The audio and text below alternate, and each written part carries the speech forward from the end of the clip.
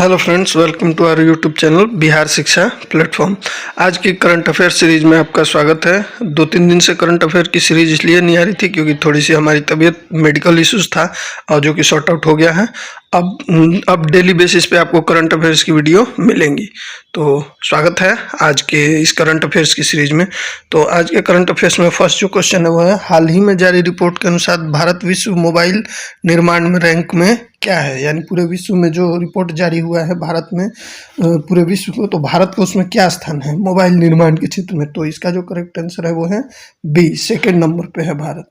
Next, Bharat अब चीन के बाद यानी फर्स्ट जो प्लेस पे है वो है चीन है मोबाइल निर्माण के क्षेत्र में। वही दूसरे नंबर पे कौन है तो भारत। वही तीसरे नंबर पे क्या है तो वियतनाम।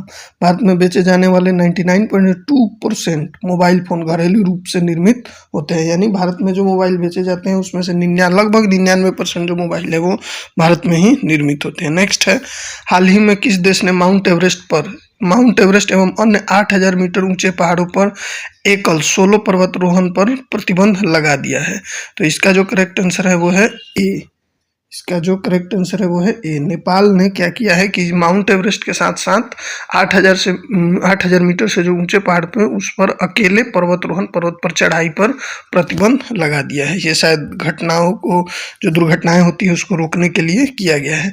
नेपाल गवर्नमेंट ने माउंट एवरेस्ट समेत सभी जितने भी चोटियां हैं उस पर सोलो क्लाइंबिंग पर प्रतिबंध लगा दिया है।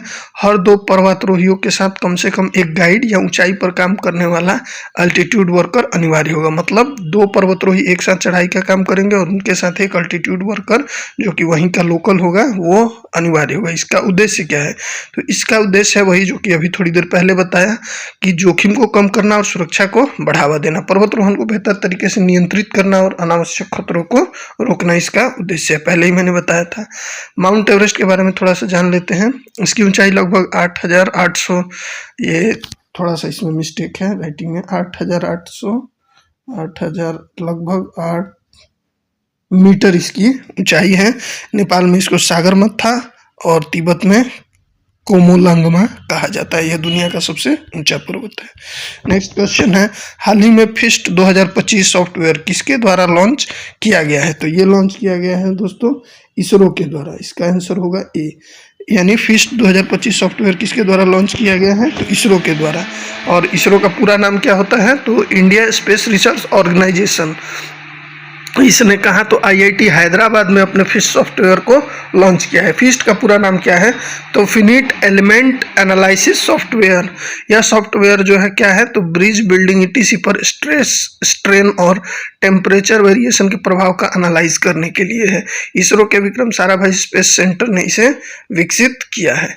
नेक्स्ट क्वेश्चन है चौथा कि शतावरी फॉर बेटर हेल्थ अभियान किस मंत्रालय द्वारा लॉन्च किया गया है। तो ये जो लॉन्च किया गया है ये लॉन्च किया गया है बी, आयुष मंत्रालय के द्वारा। शतावरी फॉर बेटर हेल्थ मतलब हेल्थ से संबंधित यह जो योजना लॉन्च किया गया है आयुष मंत्रालय के द्वारा लॉन्च किया गया है। मिनिस्ट्री ऑफ आयुष ने शतावरी फॉर अभियान शुरू किया। इसका उद्देश्य क्या है तो शतावरी के औषधीय गुणों के प्रति जागरूकता को बढ़ाना है। यह अभियान आंवला, मोरिंग, गिलोय और अश्वगंधा जैसे औषधि पौधों को बढ़ावा देने के लिए एक इनिशिएटिव के सफलता के बाद शुरू किया गया है। शतावरी क्या है तो यह एक औषधीय पौधा है जो अफ्रीका से लेकर दक्षिण एशिया और उत्तरी ऑस्ट्रेलिया में पाया जाता है। नेक्स्ट क्वेश्चन है, हाल ही में किस भारतीय कंपनी ने अपना नाम बदलकर एटर्नल कर लिया। तो इसका जो आंसर है वो है डी, जोमेटो। अभी हाल ही में जोमेटो कंपनी ने अपना नाम बदलकर क्या कर लिया है तो एटर्नल। फूड टेक कंपनी है ये जोमेटो, अपना ब्रांड नेम को बदलकर एटर्नल कर लिया है। अब इसके अंदर कितनी और कंपनियां आएंगी तो इसके अंदर टोटल 4 कंपनियां आएंगी। कौन कौन सी तो नाम याद रखेंगे, Zomato, Blinkit, district and hyper pure. Next question है, हाल ही में AI enabled national consumer helpline किसके द्वारा शुरू किया गया है। तो ये जैसा कि नाम में ही आ रहा है कंज्यूमर, तो यानी कंज्यूमर उपभोक्ता, यानी उपभोक्ता मामले के मंत्रालय द्वारा यह इनिशिएटिव शुरू किया गया है।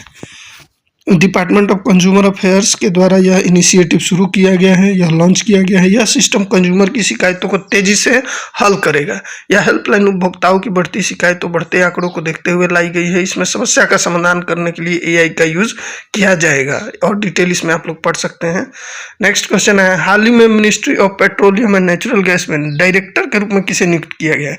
क्योंकि जो भी एग्जाम्स होते हैं उसमें अलग अलग जो मुख्य नियुक्तियां होती है, अपॉइंटमेंट होते हैं, उससे भी एक क्वेश्चन अक्सर देखने को मिलता है। तो इसका जो आंसर होगा वो है बी, सागर सिंह कालसी को भी ministry of petroleum and natural gas के डायरेक्टर के रूप में नियुक्त किया गया है। यह आईपीएस अधिकारी 2010 बैच के एजीएमयूटी कैडर के अधिकारी हैं। इनका जो कार्यकाल होगा वो 5 वर्ष का होगा और ये मिनिस्ट्री यही है, नेचुरल गैस से संबंधित है, पेट्रोलियम और नेचुरल गैस से संबंधित है।